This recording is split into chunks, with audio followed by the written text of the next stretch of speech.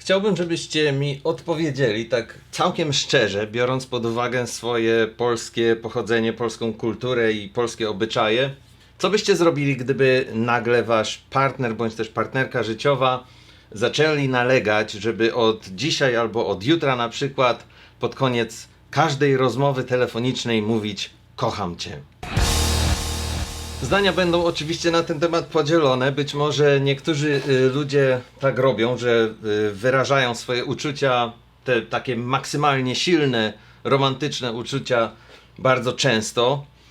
Aczkolwiek moim skromnym zdaniem wydaje mi się, że w kulturze polskiej, w sposobie w jaki my podchodzimy do życia, zawsze użycie tej takiej frazy kocham cię, która wyraża te takie bardzo zaawansowane, silne, romantyczne uczucia, bądź też po prostu uczucia miłości między na przykład matką a córką, jest raczej zachowane do takich specjalnych momentów. Natomiast zawsze wydawało mi się trochę dziwne, że w Ameryce jest ta fraza nadużywana.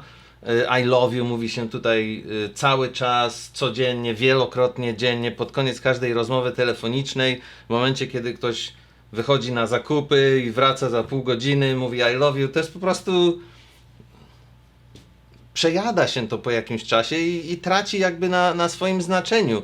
Takie bardzo częste, codzienne używanie je wielokrotnie dziennie po prostu odbiera tym słowom power. Ten power, który powinny moim zdaniem mieć. Napiszcie, co sądzicie na ten temat. To jest punkt pierwszy na dzisiaj.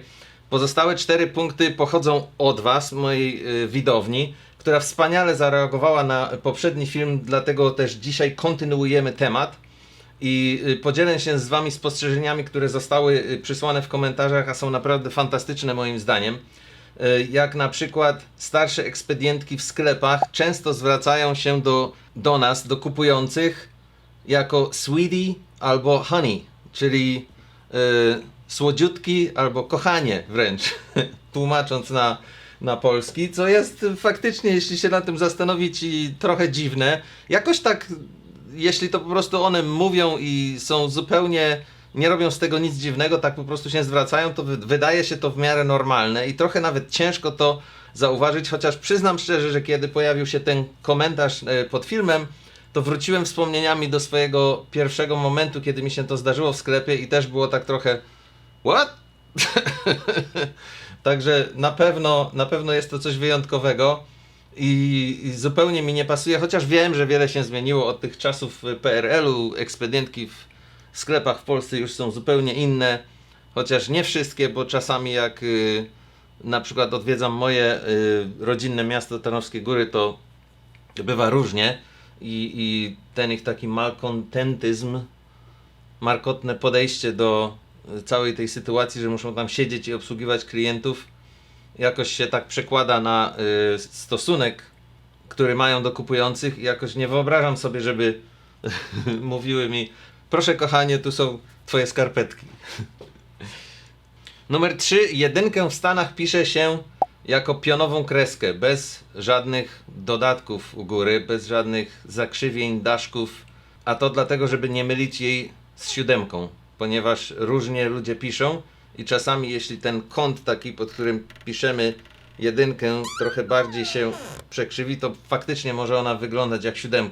Ciekawe jest natomiast to, że jakoś w Polsce nigdy nie zwracało się na to uwagi na tyle, żeby to był problem.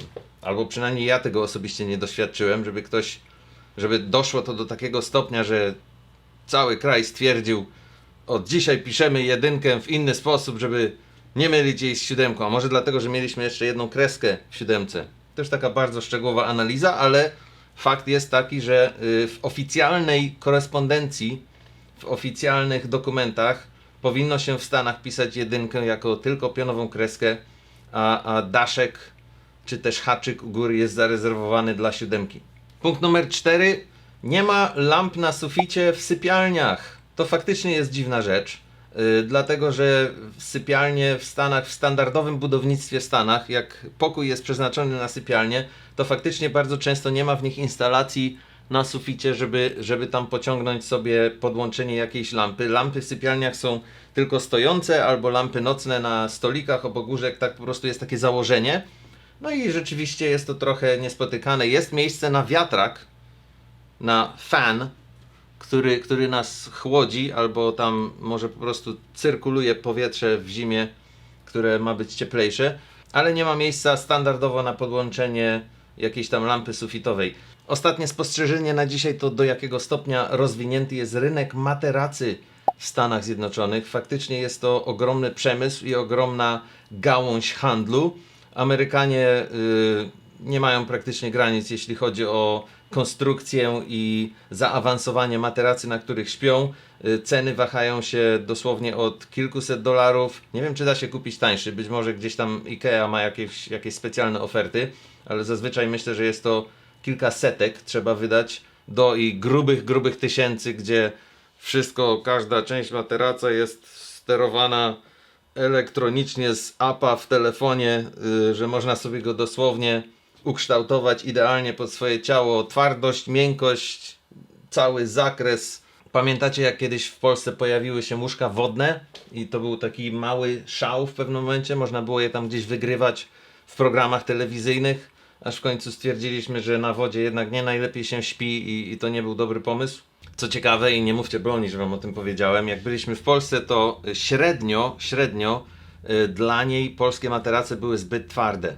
Mnie spało się idealnie, ale ja jakoś tak jestem, nie wiem, takim człowiekiem, że nawet na twardej podłodze się spokojnie wyśpię. I tą osobistą uwagą kończymy na dzisiaj. Przypominam wam, że tak oryginalne rzeczy, które są dziwne w Stanach, znajdziecie tylko i wyłącznie na tym kanale. Dzięki i do usłyszenia jutro.